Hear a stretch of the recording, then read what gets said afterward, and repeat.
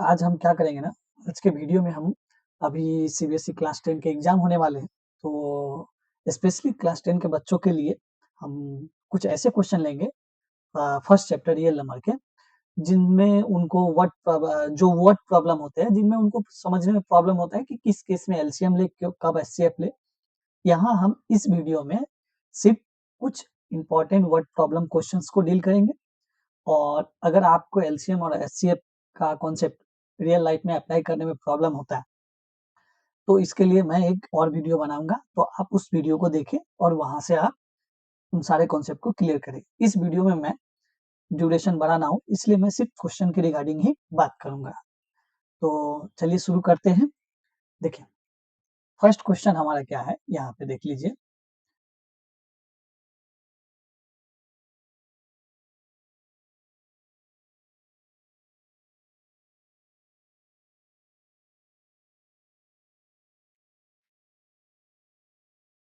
देखिए, पहला क्वेश्चन में बोला गया है, मैं यहाँ पे आपको क्वेश्चन समझा दूँगा अच्छे से और उसके बाद मैं इसको सॉल्व करूँगा। तो देख लीजिए, इस क्वेश्चन में हम लोगों को दिया गया है कि 66 एप्पल प्लांट है, एप्पल 66 है, ट्री दिया हुआ है, सॉरी माफ़ कीजिए, और बनाना के लिए कितना दिया है, 88 दिया गया है और मैंगो के लिए आपके पास 110 दिया गया है और इसे हम लोगों को एक रो में लगाना है।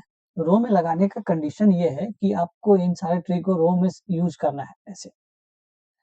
अब कंडीशन इसमें ये दिया है कि मान लीजिए कि अगर इसमें ये एप्पल का ट्री है, इसमें भी एप्पल ही होगा, इसमें भी एप्पल होगा। ये नहीं कि एप्पल के साथ यहाँ आप बनाना यूज़ कर दें या मैंगो यूज़ कर दें, इस तरह से नहीं यूज़ करना है हम लोगों को। हम लोगों को बस बोला गया है कि नंबर ऑफ ट्री जो है ना एप्पल का या बनाना का या मैंगो को, अब जब भी रो में लगाएँगे, तो वो एक ही टाइप का प्लांट होना चाहिए। तो कितना हम लोगों को मिनिमम नंबर ऑफ रो का ज़रूरत पड़ेगा, ये बताने के लिए बोला गया है। तो ऐसे केस में आप क्या करेंगे ना, आपको मिनिमम निकालने के लिए कहा गया है। ऐसे तो लोग जान जाते हैं, मिनिमम वर्ड देखने से समझ में आ जाता है उनको कि एचसीएफ निकालना है। मैं एक नेक्स्ट वीडियो में आपको अच्छे से समझाऊँगा कि कब कहाँ एलसीएम लेना है और कहाँ एचसीएफ लेना है। यहाँ हम लोग क्या करते हैं ना, इन तीनों नंबर का ना एचसीएफ निकाल लेते हैं। तो इन तीनों नंबर का एचसीएफ निकालेंगे, कैसे निकालेंगे? लॉन्ग डिवीजन मेथड यूज़ कर लीजिए, सबसे बेटर होगा। तो ये 11 से आप इसे करेंगे, ये 6, 8 और ये 5 अगेन आप सॉरी माफ़ कीजिएगा, ये गलत हो गया। यहाँ पे ये होगा 10। अब जब हम लोग इसे 2 से डिवाइड करते हैं तो 3, 4, 5। तो देखिए आप आराम से यहाँ पे एचसीएफ हम लोग निकालेंगे तो हमारा एचसीएफ क्या आ जाएगा? एचसीएफ लेंगे तो आप आ जाएगा आपका 11 इंटू 2 दैट मीन्स 22। ठीक है? मतलब अगर आप रो में, ये जो रोज़ है, इन रो में 20-20 करके आप प्लांट या ट्री लगाएँगे, तो आपके पास जो ये टोटल ट्री दिया गया है, ये पूरा का पूरा फिनिश हो जाएगा। आपको एक भी ट्री नहीं बचेगा एक्स्ट्रा या किसी रो में एक ट्री कम पड़ेगा। ये कंप्लीटली आपके सारे रो में फिट हो जाएँगे। तो आपको बताना है कि अब रो कितना लगेगा, तो देख लीजिए 66 है हमारे पास एप्पल का, इसे 22 से डिवाइड करेंगे तो कितना एप्पल ट्री के लिए हम लोग को 3 रो का ज़रूरत पड़ेगा। सिमिलरली बनानास के लिए बात करेंगे तो 88 है, 22 से डिवाइड करेंगे, इसके लिए 4 रो का रिक्वायरमेंट है और मैंगो के लिए देखेंगे तो 110 डिवाइडेड बाय 22 इसके लिए 5 रो का ज़रूरत है।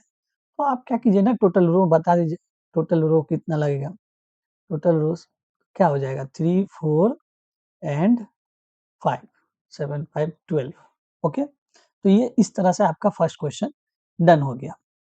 अब आइए सेकंड क्वेश्चन की तरफ चलते हैं हम लोग। ये देखिए, ये भी एक बहुत ही बेहतरीन क्वेश्चन है, आपको अच्छा लगेगा। एलसीएम और एचसीएफ का कॉन्सेप्ट यूज़ करके बनाया गया है। बोला गया आपके पास एक नंबर दिया गया है ए और ए कैसे दिया गया है पी क्यूब और बी दिया गया है पी स्क्वायर।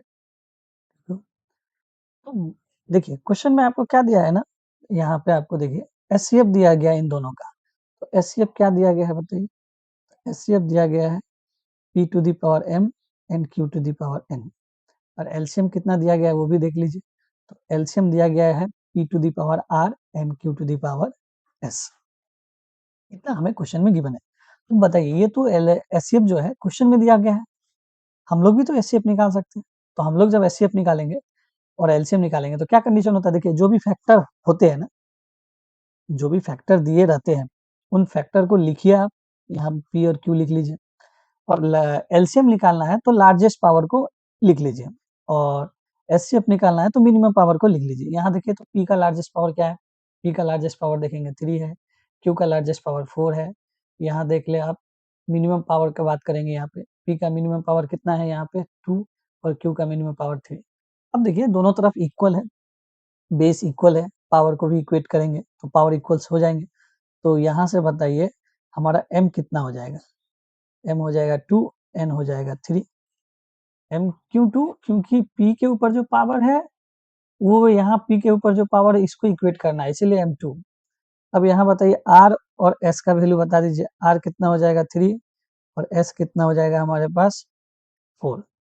तो हमारे पास क्वेश्चन में क्या पूछा गया था, ये पूछा गया है m plus n into r plus s पूछा गया है, इसका वैल्यू कितना होगा, m का वैल्यू अब पुट कर ले 2 प्लस 3, ये हो गया m और n का वैल्यू, और आर एस का वैल्यू पुट करेंगे 3 4, कितना हो जाएगा ये 5 7, दैट मीन्स आंसर हमारा हो जाएगा 35। ठीक है, तो ये क्वेश्चन भी हमारा सॉल्व हो गया। चलिए नेक्स्ट क्वेश्चन की तरफ चलते हैं।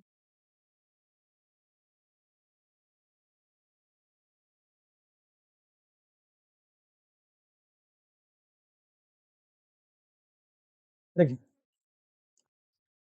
ये हमारे पास नेक्स्ट क्वेश्चन रहा, हमारे पास बोला गया है कि 3 अलार्म क्लॉक है और वो तीनों किसी टाइम पे एक साथ बजा होगा, समझ में आ रहा है, किसी एक टाइम पे तीनों का तीनों साथ में बजा होगा। ये देखिए 3 मैं बना लेता हूँ, ये तीनों का तीनों कब एक साथ बजता है, तो टाइम दिया गया है 12 नून, 12 PM मान लीजिए, 12 नून ही मान लीजिए ना, क्योंकि एम के बाद वो पीएम शुरू हो जाता है, तो 12 को तो एम ही मानेंगे। चलिए समझ में आ रहा है, दोपहर के 12 बजे जो है ये तीनों के तीनों एक साथ रिंग हुए थे, बजे थे।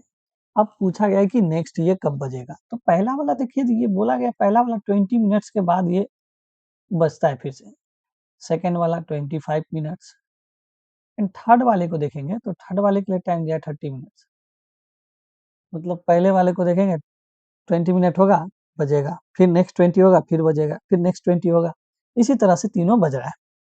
अब पूछा है तीनों फिर से अगेन एक साथ कब बजेगा, ये हम लोगों को बताना है। ऐसे केसेस में आप क्या करेंगे ना, इन तीनों नंबर का एक ऐसा नंबर आप यहाँ पे खोजेंगे जो इस तीनों नंबर को क्या करे, डिवाइड करते हैं, ये तीनों एक साथ बहुत बार बजेंगे। समझ में आ रहा है कि नहीं यार, हम लोग मिनिमम टाइम खोज रहे हैं जिसपे ये तीनों एक साथ बजे, समझ में आया कि नहीं, लीस्ट कॉमन मल्टीपल चाहिए हम लोगों को, लीस्ट कॉमन मल्टीपल इन तीनों का तो बहुत सारा होगा, लेकिन उतना हम लोगों को नहीं जानना है, सिर्फ लिस्ट कॉमन मल्टीपल निकालेंगे, डेट मीन्स एलसीएम निकाल लेते हैं इन तीनों का, और वो जो नंबर आएगा तो वो तब हम लोगों को पता चल जाएगा तीनों कब एक साथ, तीनों का एलसीएम निकाल लीजिए, 20 है, 25 है एंड 30 है। चलिए मैं लॉन्ग डिवीजन मेथड यूज कर लेता हूँ, 4 5 एंड 6, अगेन 2 से डिवाइड कीजिए, 2 5 3, एलसीएम कितना हो जाएगा यहाँ से देख लीजिए, 5 2 2 5 3, ये कितना हो जाएगा 10 20, और यहाँ कितना हो जाएगा 15, देखिए 300 आगे हो गया। अब हम लोग क्या करेंगे ना,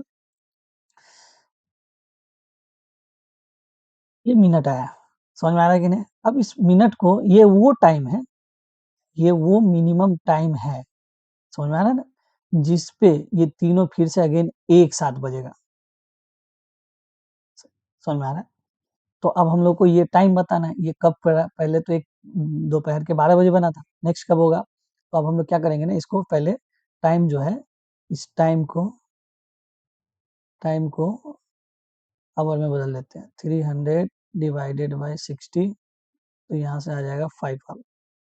देखिए दोपहर के 12 बजे के बाद 5 घंटा बाद ये फिर से एक साथ बजेगा, तो रिक्वायर्ड टाइम क्या हो जाएगा, कब बजेगा ये रिक्वायर्ड टाइम कितना हो जाएगा, 12 + 5 कितना होता है, 5 PM बज जाएगा। तो 5 PM पे ये तीनों एक साथ बजेगा। समझ में आ रहा है कि नहीं आ रहा है? फिर ऐसे ही ये चलता जाएगा। तो ये हमारा क्वेश्चन सॉल्व हो गया। इसमें आंसर क्या हो जाएगा, कौन सा हमारा क्वेश्चन, ऑप्शन नंबर सी। तो मुझे उम्मीद है आप समझ रहे होंगे। चलिए नेक्स्ट क्वेश्चन की तरफ चलते हैं।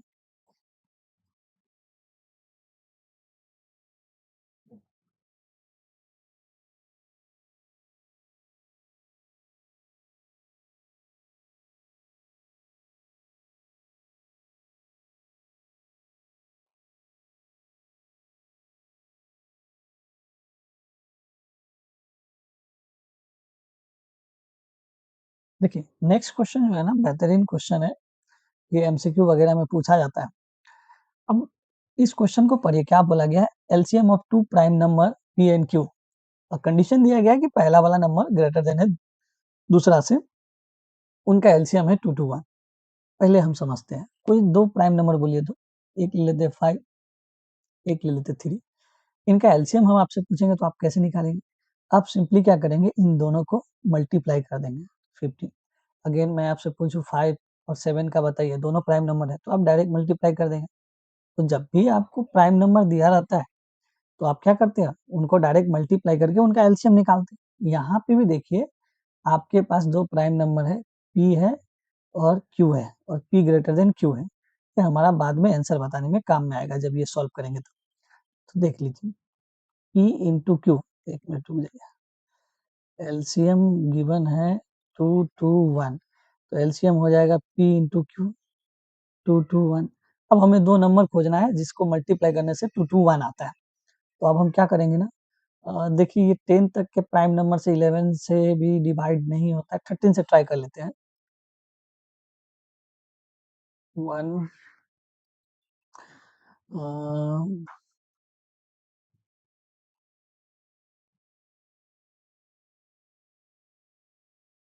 हाँ, ये 7 टाइम में चला जाएगा, ये कैंसिल हो जाएगा। तो मतलब हमारे पास नंबर मिल गया 2 to 1 को हम लोग क्या लिख सकते हैं, 13 इंटू 70। अब हमें पी और क्यू सिलेक्ट करना है। तो देखिए कंडीशन में क्या है, पी ग्रेटर देन क्यू है, तो पी को क्या लेना पड़ेगा 17 और क्यू को क्या लेना पड़ेगा 13। तो ये हमारे पास पी और क्यू का वैल्यू आ गया। अब क्या करें, इस कंडीशन में आप पुट करें 3p माइनस क्यू। तो यहाँ जब आप पुट करेंगे 3 इंटू 17 माइनस 13, ये हो जाएगा 51 और ये हो जाएगा 13। अब इसको माइनस कर ले, यहाँ से आपको आंसर आ जाएगा 3। तो आंसर क्या हो जाएगा हमारा 38 आंसर हो जाएगा। आज के वीडियो में हम लोगों ने ये 4 क्वेश्चन को सॉल्व किया, और ये सारे क्वेश्चंस आपके बोर्ड एग्जाम में आते हैं, तो आप इन क्वेश्चंस को प्रैक्टिस कर ले अच्छे से, और जब भी आपको ऐसा क्वेश्चन मिले तो इन सारे कॉन्सेप्ट का यूज करके आप क्वेश्चंस को सॉल्व करें। अगर आपको पसंद आया, अगर आपको लगा कि आप इस वीडियो से कुछ सीख रहे हैं, तो प्लीज़ हमारे चैनल को लाइक करिए, सब्सक्राइब कीजिए और अपने दोस्तों के साथ शेयर ज़रूर कीजिए। Thank you.